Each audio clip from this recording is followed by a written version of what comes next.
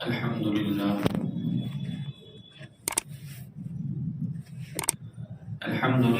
نحمده ونستعينه ونستغفره ونؤمن به ونتوكل عليه ونعوذ بالله من شرور أنفسنا ومن سيئات أعمالنا من يهده الله فلا مضل له ومن يضلله فلا هادي له ونشهد أن لا إله إلا الله وحده لا شريك له ونشهد أن سيدنا ومولانا محمدا عبده ورسوله أما بعد فأعوذ بالله من الشيطان الرجيم بسم الله الرحمن الرحيم لإيلاف قريش إيلافهم رحلة الشتاء والصيف فليعبدوا رب هذا البيت الذي أطعمهم من جوع وآمنهم من خوف صدق الله العظيم.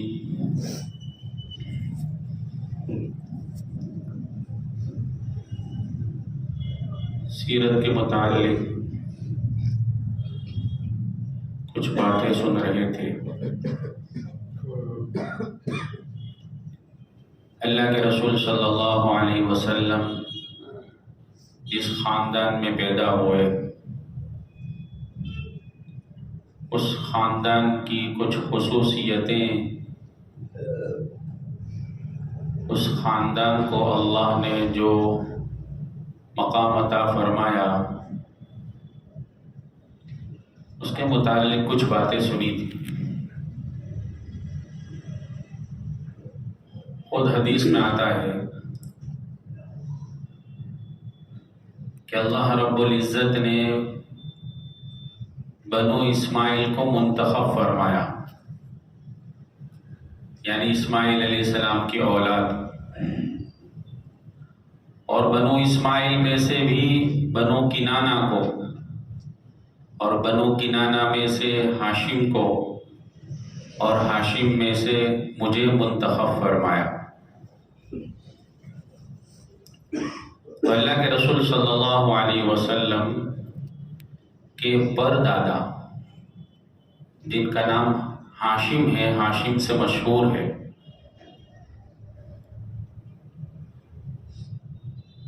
امام مالک رحمۃ اللہ علیہ، امام شافعی رحمۃ اللہ علیہ فرماتے ہیں کہ اصل ہاشم کا نام عمرو تھا، لیکن چونکہ آپ کے اندر کچھ خصوصیتیں تھیں، ان میں سے ایک خصوصیت آپ کی سخاوت تھی. ہاشم بہت زیادہ سخی تھے، خرچ کرنے والے تھے، اور ہاشم اصل میں کہا جاتا ہے چورا کرنے والا.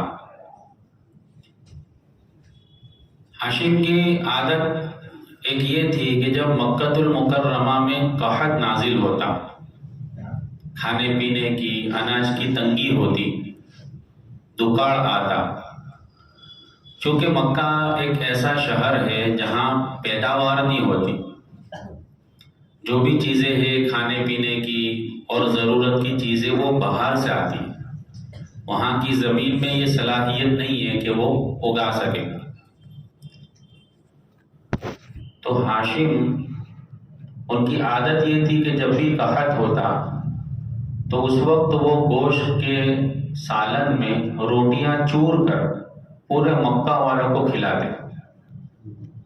اور یہ واقعہ کئی مرتبہ ہوا کہ جب بھی ایسا واقعہ پیش آیا قحط والا، تو اس وقت ہاشم نے مکہ والوں کو گوشت میں روٹی چور کر سب کو کھلایا، جس کی وجہ سے ان کا لقب پڑ گیا ہاشم. ہاشم کا مطلب ہوتا ہے چورا کرنے والا. تو وہ اپنے نام سے زیادہ جو نام دوسرا پڑ گیا تھا اس سے مشہور ہو گئے، ورنہ اصل نام عمرو تھا لیکن ہاشم سے مشہور ہوئے۔ تو بنو ہاشم میں اللہ رب العزت نے اپنے آخری نبی حضرت محمد صلی اللہ علیہ وسلم کو پیدا فرمایا۔ ہاشم کا دسترخوان بڑا وسیع تھا، کوئی بھی مہمان آتا باہر سے، چاہے اس کو جانتے ہو یا نہ جانتے ہو، اس کے لیے ان کا دسترخوان ہمیشہ تیار رہتا تھا کہ باہر سے آیا ہے، اس کے لیے دسترخوان ہمیشہ تیار ہے۔ یہاں تک کہ غریبوں کو وہ سواری کے لیے، سفر کرنے کے لیے اپنی طرف سے اونٹ بھی دے دیا کرتے تھے۔ حالانکہ اونٹ کا مطلب یہ ہوتا ہے کہ جیسے اس زمانے میں کوئی بڑی فور ویلر ہو، مرسیڈیز جیسی گاڑی ہو، تو وہ کسی کو دے دیتا ہے، اس طرح نہیں دیتا ہے۔ اس زمانے میں اونٹ کی وہ حیثیت تھی، تو غریبوں کو اونٹ بھی دے دیا کرتے تھے سفر کرنے کے لیے۔ اتنی زیادہ سخاوت آپ کے اندر تھی۔ جیسا کہ ہم نے سنا کہ مکہ المکرمہ میں پیداوار نہیں ہوتی، تو ہاشم ہی نے سال میں 2 مرتبہ سفر کر کے تجارتی کام کاج شروع کیا۔ سال میں 2 مرتبہ سفر کرتے، تجارتی سفر، دھندے کا سفر، ایکسپورٹ امپورٹ کا کام۔ سال میں 2 مرتبہ وہ سفر کرتے، گرمیوں کے اندر اور ٹھنڈی کے اندر۔ گرمی کے اندر ملک شام کا سفر ہوتا اور سردی میں یمن کا۔ گرمی میں چونکہ ملک شام جو ہے وہ ٹھنڈا شہر ہے، ٹھنڈا ملک ہے، تو گرمیوں میں وہاں جاتے، یہاں سے کچھ چیزیں لے جاتے وہاں بیچتے، اور پھر وہاں سے کچھ چیزیں لاتے یہاں بیچتے۔ اسی طرح سردیوں کے اندر وہ یمن چلے جاتے تجارتی قافلہ لے کر، اور یمن چونکہ گرم ملک ہے تو وہ ٹھنڈیوں میں گرم ملک چلے جاتے اور وہاں سے کچھ سامان لاتے، یہاں سے کچھ سامان لے جاتے۔ تو یہ سال میں 2 مرتبہ تجارتی سفر کرنے کا سلسلہ ہاشم نے شروع کیا۔ لیکن انہوں نے کام یہ کیا کہ جتنے قافلے راستے میں پڑتے تھے اور جن سے خطرہ ہوتا تھا، ان سے پہلے معاہدہ کیا، ایگریمنٹ کیا کہ ہم جو تجارت کریں گے اس میں جو نفع ہوگا تو اس میں سے آپ کی ضرورت بھی پوری کی جائے۔ تو اس وجہ سے ہاشم کا جب قافلہ روانہ ہوتا تھا تو راستے میں اس وقت عام حالات یہ تھے کہ قافلے کو لوٹ لیا جاتا، لیکن جب سنتے کہ یہ قریش کا قافلہ ہے یا اس قافلے میں کوئی قریشی آدمی ہے تو اس وقت اس قافلے کو لوٹا نہیں جاتا۔ تو یہ کام بھی ہاشم نے کیا کہ سب سے معاہدہ کیا، ایگریمنٹ کیا۔ نہ لوٹنے کی، قافلے کو نہ لوٹنے کی ایک وجہ ہم نے اس سے پہلے بھی سنی تھی کہ چونکہ قریش وہ مکہ کے متولی تھے، اور جب لوگ حج کے لیے آتے تو دیکھتے کہ قریش لوگ جو ہے ان کی بڑی خدمت کرتے، ان کی ساری ضرورتیں پورا کرتے۔ تو اب یہ جب قافلہ باہر نکلتا اس وقت ان کا ادب کیا جاتا، اکرام کیا جاتا، ان کے قافلے کو لوٹا نہیں جاتا، کیونکہ یہ قریش کا قافلہ ہے یا اس قافلے میں کوئی قریشی آدمی ہے۔ تو سال میں 2 سفر، تجارتی سفر جو ہے وہ ہاشم نے شروع کیے، جو اللہ کے رسول صلی اللہ علیہ وسلم کے پردادا ہے۔ ایک واقعے سے یہ بات سمجھ میں آئے گی کہ وہ سفر کس طرح کرتے تھے۔ اللہ کے رسول صلی اللہ علیہ وسلم ہجرت فرما کر مدینہ تشریف لے گئے۔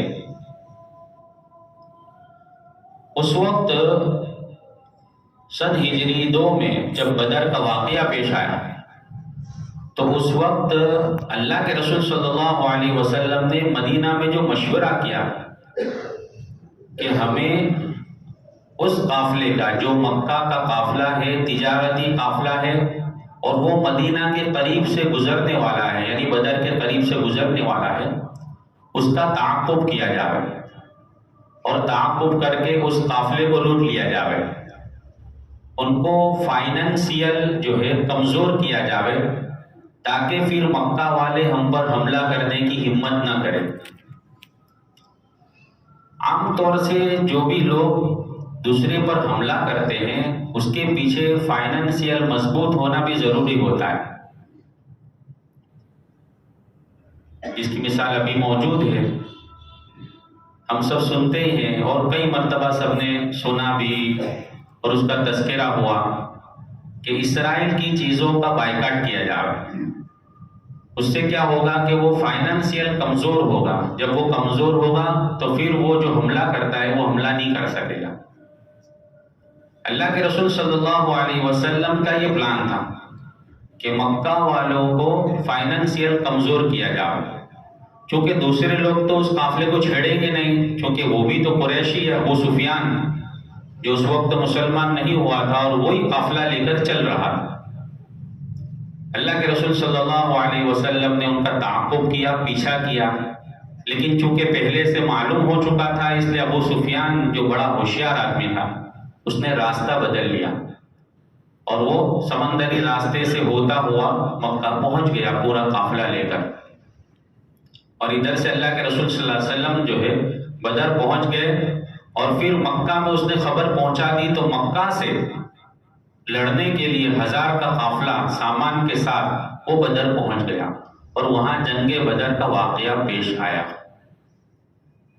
تو یہ جو ابو سفیان قافلے کو لے کر، تجارتی قافلے کو لے کر مدینہ کے قریب سے جب گزر رہا تھا تو لکھا ہے کتابوں میں کہ 1000 تجارتی اونٹ تھے، 1000 اونٹ تھے، اس کے اوپر تجارتی سامان لگا ہوا ہے، وہاں سے جو خرید کر لا رہے تھے مکہ میں بیچنے کے لیے، وہ 1000 اونٹ کے اوپر سامان لگا ہوا ہے، اور اس 1000 کو سنبھالنے کے لیے جو لوگ تھے وہ 40 سے 50 آدمی، یعنی 40 سے 50 آدمی وہ پورے قافلے کو لے کر، تجارتی قافلے کو لے کر مکہ جا رہے تھے، چونکہ ان کو اس بات کا اطمینان تھا کہ ہم قریش ہیں اور قریش کے قافلے کو راستے میں کوئی لوٹتا نہیں ہے تو ہم کو کوئی لوٹے گا نہیں، تو ان کو اس بات کا اطمینان تھا، تو 1000 اونٹ کو لے کر صرف 40-50 آدمی جا رہے تھے۔ اب جب ابو سفیان کو معلوم ہوا کہ اللہ کے رسول صلی اللہ علیہ وسلم تعاقب کے لیے آ رہے ہیں تو اس نے راستہ بدل دیا کہ 40-50 آدمی ایسے ہیں جو ان کا مقابلہ نہیں کر سکیں گے، تو مکہ میں خبر بھجوائی اور مکہ سے باقاعدہ لڑنے کے لیے فوج منگوائی، اور وہ خود راستہ بدلتا ہوا مکہ پہنچ گیا۔ تو کہنے کا مطلب یہ ہے کہ لوگ جو ہے قریش کے قافلے کو لوٹتے نہیں تھے، تو ہاشم ہی نے جو ہے سال میں 2 مرتبہ تجارتی سفر شروع کیا، اور اللہ رب العزت نے اس صورت میں یعنی سورۃ القریش میں اس کو نعمت کے طور پر بیان فرمایا، لِإِيلَافِ قُرَيْشٍ إِيلَافِهِمْ رِحْلَةَ الشِّتَاءِ وَالصَّيْفِ، کہ قریش کے اوپر اللہ نے جو انعام فرمایا اس کو اللہ نے بیان کیا کہ چونکہ قریش کے لوگ سفر کے عادی ہے، لِإِيلَافِ قُرَيْشٍ سفر کے عادی یعنی عادت ہو گئی ہے، ہر سال 2 سفر کرتے ہیں، إِيلَافِهِمْ رِحْلَةَ الشِّتَاءِ وَالصَّيْفِ یعنی وہ سردی اور گرمی میں سفر کیا کرتے ہیں، فَلْيَعْبُدُوا رَبَّ هَذَا الْبَيْتِ اللہ اپنا یہ انعام ذکر فرما کر ان کو فرماتے ہیں کہ ان لوگوں کو اللہ کی یعنی اس مالک کی عبادت کرنی چاہیے جو اس گھر کا رب ہے، چونکہ وہ بت پرستی مبتلا ہو گئے تھے، تو اللہ رب العزت ان قریشیوں کو اپنا انعام بتلا کر کے اللہ نے تم پر یہ بہت بڑا انعام کیا کہ تم جو ہے سفر بھی کرتے ہو اور سفر کے عادی بھی ہو، تو تمہیں چاہیے کہ جس مالک نے، جس اللہ نے تمہیں یہ انعام دیا ہے، جو اس گھر کا مالک ہے، الذی تطلع علی الافئدہ، تو اس کا جو مالک ہے اس کی تمہیں عبادت کرنی چاہیے۔ اللہ نے یہ انعام کے طور پر اس صورت میں ذکر فرمایا۔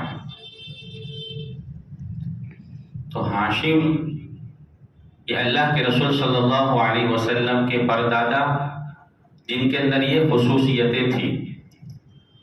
اللہ کے رسول صلی اللہ علیہ وسلم کی پیدائش جتنی قریب آتی جاتی، ان کے خاندان میں نور نبوت زیادہ ظاہر ہوتی جاتی، کیونکہ اس خاندان میں اب اللہ کا آخری نبی پیدا ہونے والا ہے۔ اور بنو اسرائیل یعنی یہودی لوگ، ان کے جو علماء تھے، انہوں نے اپنی کتابوں میں پڑھا تھا کہ اس طرح کی صفات جس کے اندر ہوگی اس خاندان میں آخری نبی آئیں گے۔ تو وہ اس صفات کو دیکھ کر، اس نور نبوت کو پیشانی میں دیکھ کر پہچان گئے تھے کہ یہ ہاشم ہی وہ شخص ہے جس کی اولاد میں آخری نبی آنے والے۔ اس وجہ سے بنو اسرائیل کے علماء نے اپنی بیٹیاں ہاشم کے نکاح میں دینے کے لیے خواہش ظاہر کی، ان کو درخواست کی کہ آپ جو ہے ہماری بیٹی سے نکاح کریں، کیونکہ وہ بنو اسرائیل یہ چاہتے تھے کہ چونکہ جب شادی ہو جائے گی تو ان سے جو اولاد ہوگی، پھر اس اولاد کے اندر آخری نبی آئیں گے تو وہ نبوت والا سلسلہ ہمارے خاندان کے اندر منتقل ہو جائے۔ اس وجہ سے بنو اسرائیل کے علماء اپنی بیٹیاں ہاشم کے نکاح میں دینے کے لیے درخواست کرتے، یہاں تک کہ شاہ ہرقل، شاہ روم، ہرقل بادشاہ، روم کا بادشاہ ہے، اس نے بھی ہاشم کے اوپر اپنی خود بیٹی کے لیے نکاح کا پیغام بھیجا سامنے سے بادشاہ وقت نے، ہرقل نے، کہ آپ جو ہے میری بیٹی کے ساتھ نکاح کریں، چونکہ وہ بھی جانتا تھا، کتابوں میں اس نے پڑھا تھا، تو اس کی بھی خواہش یہ تھی کہ وہ آخری نبی جو ہے ہمارے خاندان سے پیدا ہو، ہماری بچی سے پیدا ہو۔ لیکن ہاشم نے اس رشتے کو بھی ٹھکرا دیا۔ ایک موقع پر تجارتی سفر کرتے ہوئے ہاشم جو ہے مدینہ پہنچے۔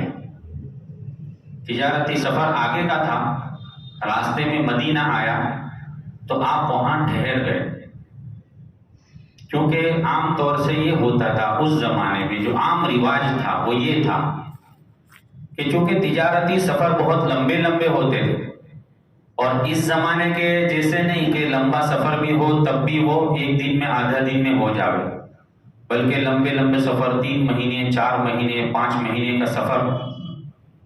تو اس وقت ہوتا یہ تھا کہ جیسے ایک آدمی یہاں کا رہنے والا ہے، اس نے ایک نکاح یہاں کیا، اب وہ تجارتی سفر کر کے جہاں عام طور سے جاتا ہے ہر سال، وہاں ایک نکاح کر لیتا، پھر جب وہاں جاتا تو اپنی اس بیوی کے پاس رہتا، اور جب یہاں آ جاتا تو ہمیں اپنی اس بیوی کے پاس رہتا۔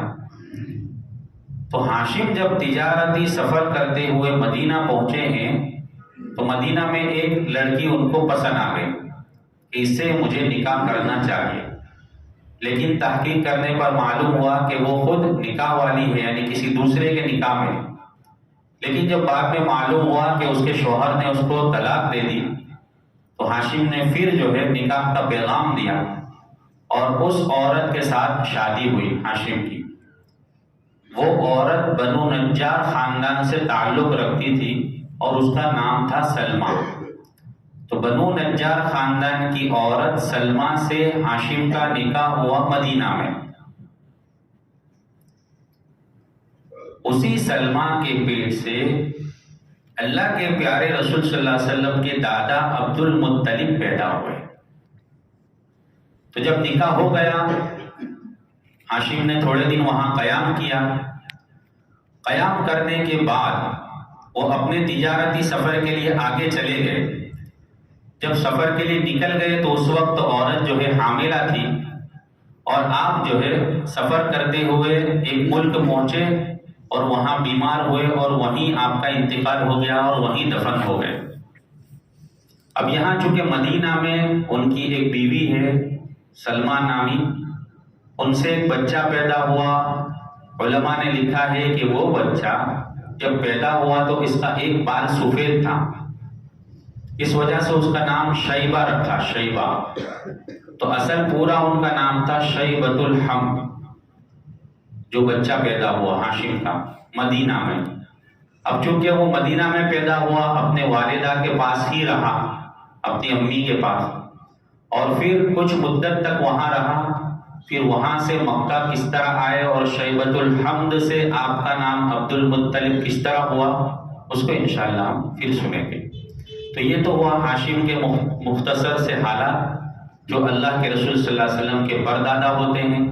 پھر ان سے ان کی اولاد جو ہوئی، لڑکا ہوا جو عبد المطلب، اللہ کے رسول صلی اللہ علیہ وسلم کے دادا، جو مدینہ میں پیدا ہوئے، اور ان کا اصل نام تھا شیبۃ الحمد۔ شیبۃ الحمد سے عبد المطلب کس طرح مشہور ہوئے، انشاءاللہ اس کو ہم پھر سنیں گے۔ تو یہ تو ہوا سورت کے متعلق کچھ مختصر سے حالات ہیں، اور اب جو ہے ہم ہر ہفتے ایک دو سنتیں سیکھتے ہیں۔ اس کے اندر آج کی پہلی سنتیں ہیں کھانے کے وقت جو ہے کھانے کے بعد انگلیوں کا چاٹنا، یہ بھی ایک سنت ہے۔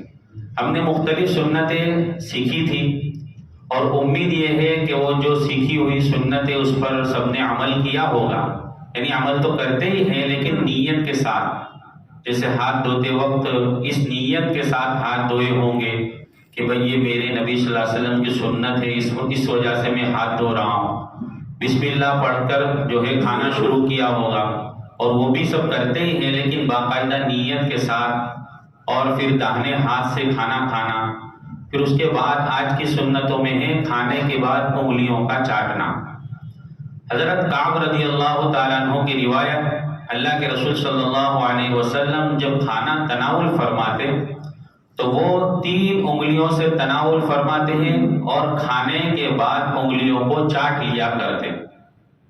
یہ روایت کے اندر انگلیوں کے چاٹنے کا ذکر ہے، اللہ کے رسول صلی اللہ علیہ وسلم انگلیوں کو چاٹ لیا کرتے۔ بعض روایتوں میں آتا ہے کہ فرماتے کہ کون سے کھانے کے اندر اللہ نے برکت رکھی ہے وہ معلوم نہیں ہے، ہو سکتا ہے کہ ایک دانہ ہماری انگلیوں پہ لگا ہوا ہے اور ہم نے اس کو چاٹا نہیں، صاف نہیں کیا اور دھو لیا، تو اس دانے میں برکت تھی جو دھونے کے ساتھ جو ہے پانی میں بہہ گیا، تو وہ دانہ بھی پیٹ میں جانا چاہیے۔ اس وجہ سے یہ ایک سنت آج کی کہ کھانے کے بعد انگلیوں کا چاٹنا۔ حضرت ابو ہریرہ رضی اللہ تعالیٰ عنہ کی روایت، آپ صلی اللہ علیہ وسلم انگلیوں کو چاٹنے کو باعث برکت فرماتے، یعنی آپ نے فرمایا کہ انگلیوں کا چاٹنا یہ برکت کا ذریعہ ہے۔ کس طرح چاٹیں گے؟ جیسا کہ روایت میں آیا ہے کہ 3 انگلیوں سے کھانا، دوسری ایک سنت 3 انگلیوں سے کھانا۔ تو کس طرح چاٹنا ہے؟ تو 3 انگلیوں سے اگر کوئی کھانا کھائے گا تو پہلی انگلی، دوسری اور انگوٹھا، اس 3 انگلیوں سے۔ تو جب چاٹیں گے تو پہلے سب سے بڑی انگلی، پھر اس کے بعد شہادت کی انگلی، پھر انگوٹھا، اس ترتیب سے چاٹیں گے، یہ علماء نے لکھا ہے۔ تو دوسری سنت آج کی یہ ہوئی کہ 3 انگلیوں سے کھانا سنت۔ کعب بن مالک رضی اللہ تعالیٰ عنہ کی روایت، آپ فرماتے ہیں کہ اللہ کے رسول صلی اللہ علیہ وسلم کی عادت شریفہ 3 انگلیوں سے کھانے کی تھی۔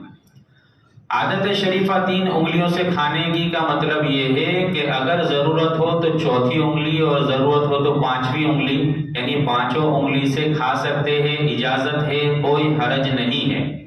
لیکن اللہ کے رسول صلی اللہ علیہ وسلم کی عام عادت شریفہ 3 انگلیوں سے کھانے کی تھی۔